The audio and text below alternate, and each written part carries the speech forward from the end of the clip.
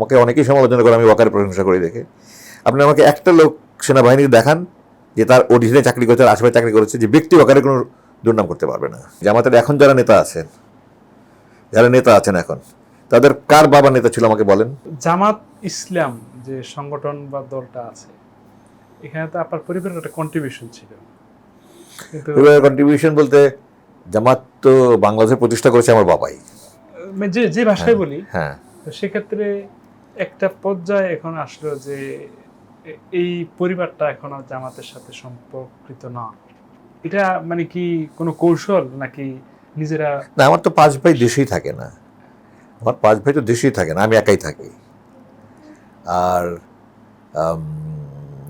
আমি এই জামাতের মান, আমার বাবার যে মান ছিল সেই মান দেখি না। আমি বলেছি আগে, ওটা this Jamaat is not professor Golam Azam জামাত।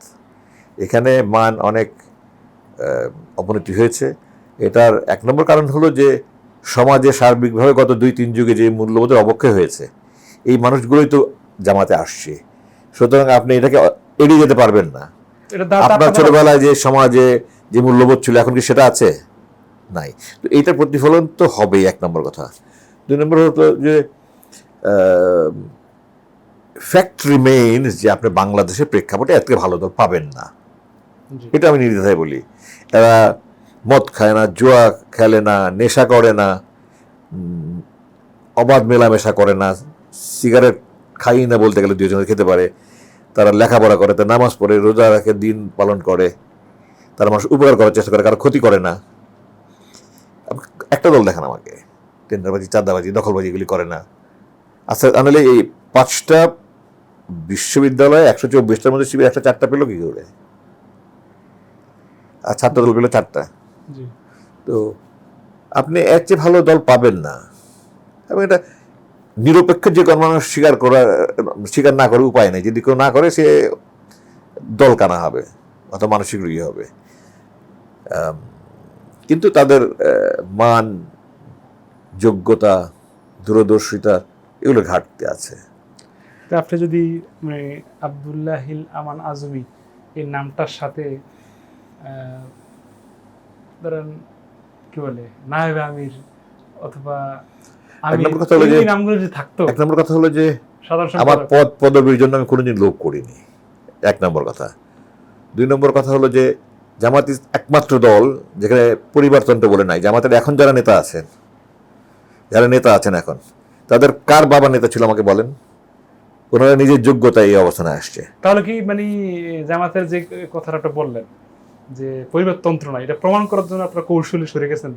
না, এটা ঠিক ওইভাবে বলা যাবে না। এটা আমার যে মূল্যবোধ, আমার যে পারিবারিক শিক্ষা এবং আমার বাবার জামাতে যে মান দেখেছি, সব কিছু মিলিয়ে আমি এখন মনে করছি আমার জন্য রাজনীতি করার জন্য বাংলাদেশের বর্তমান রাজনৈতিক অবস্থা উপযোগী না।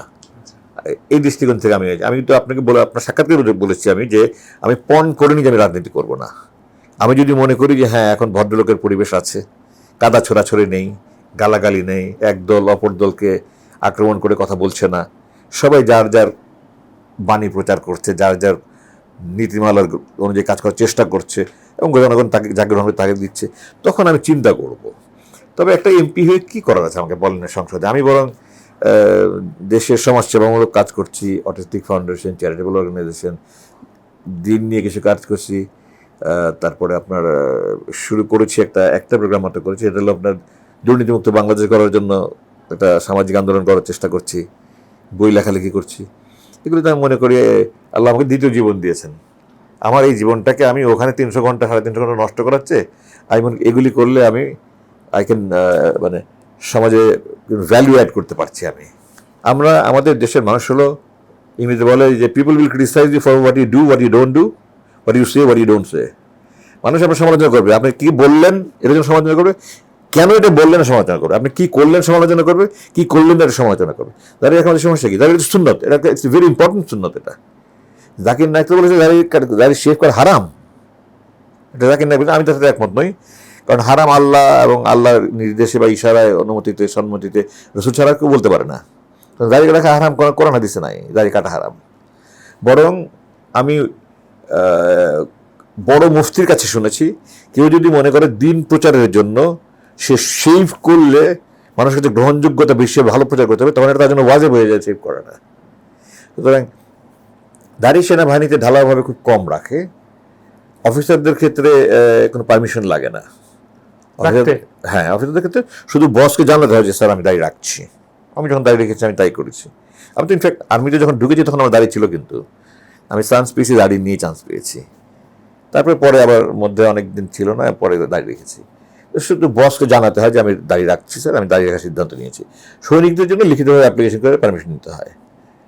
তো আমি তো ওকে মানে আমি মনে করি যে সে তো ধার্মিক, এটা এখন আমাকে অনেকেই সমালোচনা করে, আমি ওয়াকারের প্রশংসা করি দেখে। আপনি আমাকে একটা লোক সেনাবাহিনীর দেখান যে তার অধীনে চাকরি করেছে, তার আশেপাশে চাকরি করেছে, যে ব্যক্তি ওয়াকারের কোনো দুর্নাম করতে পারবে না, যে সে যত জায়গায় চাকরি করেছে, কোথাও দুর্নীতি করেছে, অসৎ উপায় করেছে, ক্ষমতার অপব্যবহার করেছে, এগুলি কেউ বলতে পারবে না। কারোর সাথে খারাপ ব্যবহার করেছে, সে মানুষ হিসাবে আমি তাকে খুব ভালো মনে করি। এবং সে ধার্মিক। আমি তাদের অফিসে নিজে দেখেছি কোরআন শরীফ সে আছে, এবং আমাকে দেখানোর জন্য তো সে রাখেননি ওখানে। কোরআন শরীফ আছে, সে পড়ে, আপনার নিশ্চয়ই জানেন 5 ওয়াক্ত মসজিদে গিয়ে নামাজ পড়ে। এবং এখন না, ও যখন ছাত্র ছিল 89-এ, হ্যাঁ 89-এ আমার ছাত্র ছিল, আমি তখন দেখেছি ফিল্ড এক্সারসাইজের মধ্যে। আমি ওরকম সময় যখন আমি স্টুডেন্ট ছিলাম এক্সারসাইজে, বর্ষার সময় কাদা পানির মধ্যে বুট টুট কাদা পানি, আমি নামাজ কাদা করেছি, বাট আমি তাকে দেখেছি নামাজ পড়তে। তো সেই হিসাবে দাঁড়িয়ে রাখার হয়তো তার অনেক আগে থেকে চিন্তা ছিল, এখন কি হজ করেছে সেই দাঁড়িয়ে রেখেছে। তো এটা সমালোচনা করার কি আছে, আমি তো বুঝলাম না। একটা লোক দাঁড়িয়ে রেখেছে, এটা সমালোচনার কি আছে? আমি তো তাকে খুব আমি দোয়া করি যে আল্লাহ তাকে আরো আল্লাহর দিকে রুজু করে দিক, আরো আল্লাহ ভক্ত করুক। তো মানে ভালোকে ভালো বলতে পারি না আমরা, আমাদের অভ্যাসই হলে আমরা সমালোচনা করবো, ভালোটাকেও আমরা সমালোচনা করবো। আপনি বলেন আমাকে দাঁড়িয়ে রাখার মধ্যে সমস্যাটা কি আছে বলেন।